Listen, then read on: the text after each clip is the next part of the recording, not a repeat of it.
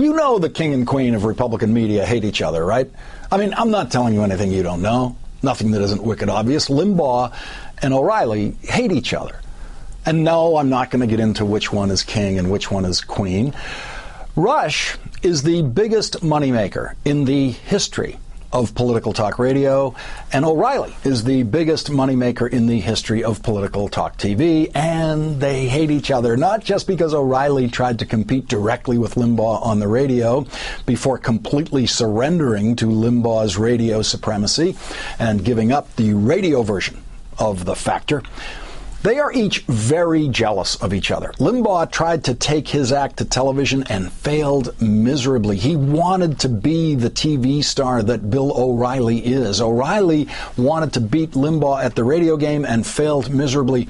O'Reilly thinks he's twice as smart as Limbaugh, and he's right about that, which doesn't make him wicked smart, but he is smarter than Limbaugh. And Rush knows he's more than twice as rich as O'Reilly, and for Rush, nothing proves a person's value more than money. And so if you listen to these guys over time, you will notice that they never acknowledge each other's existence. They never mention each other's names, never.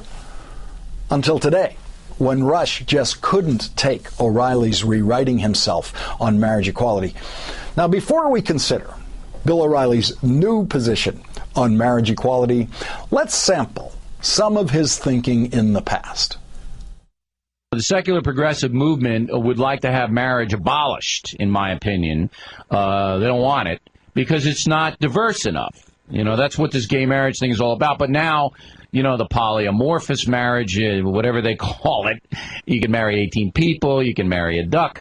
I mean, a duck, yeah. Quack, quack. Well, why? And, you know, if you're in love with the duck, who is society to tell you can't do that? You would let everybody get married who want to get married. You want to marry a turtle, you can.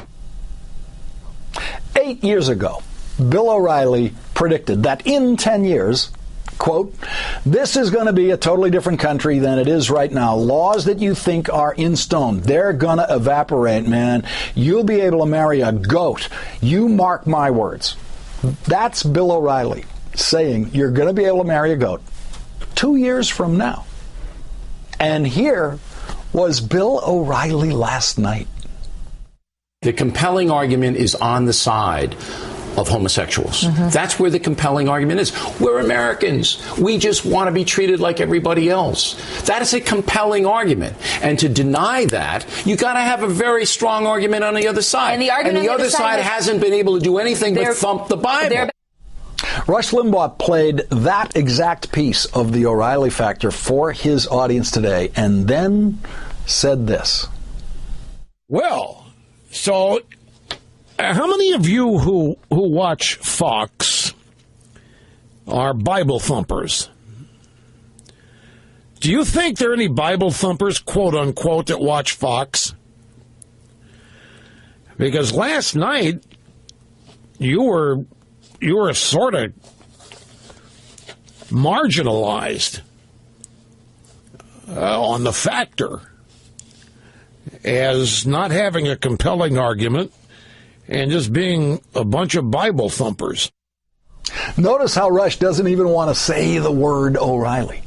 But the defense of marriage is so important to Rush that he was willing to allow O'Reilly a few seconds of airtime today so that Rush could prove to his audience that he, Rush Limbaugh, is the most reliable defender of marriage as an institution solely for the union of one man and as many women as he wants in proper legal sequence, as Rush Limbaugh has now done with all four of his wives. The really funny thing about Bill O'Reilly's conversion on marriage equality is that, like Rush, he hates people who change their minds about marriage equality. He hates Bill Clinton and he hates Barack Obama for doing exactly what Bill O'Reilly has done. In the very same segment last night where Bill O'Reilly announced his change of mind about marriage equality, he actually attacked Bill Clinton and Barack Obama for doing exactly the same thing. Here is Mr. Oblivious going after those phonies who changed their mind on an issue just because it's popular. You're a phony, Bill Clinton. You're a phony. It's the same exact issue, same thing. All right? You signed it because you thought it was going to be popular, and now that it's not that so popular, you're against it. This is what sleazy politicians do. Do you feel that way about Barack Obama, too? Because he came out, he was against gay marriage that way against? Until recently. Of course I feel that way again. Of course I do. They Bill, pander. They don't care they don't care about gays. If they cared about gays, they would have been on board in the beginning. Now, you can change your mind on the issue, but you got to explain that in context other than politics. All right? How somehow you evolved on this issue. I'm willing to listen to that, but I don't believe any of this is sincere. It's political, and it's just awful. Just awful. Yeah, it's just awful when people change their minds. Except, of course, when Bill O'Reilly does it.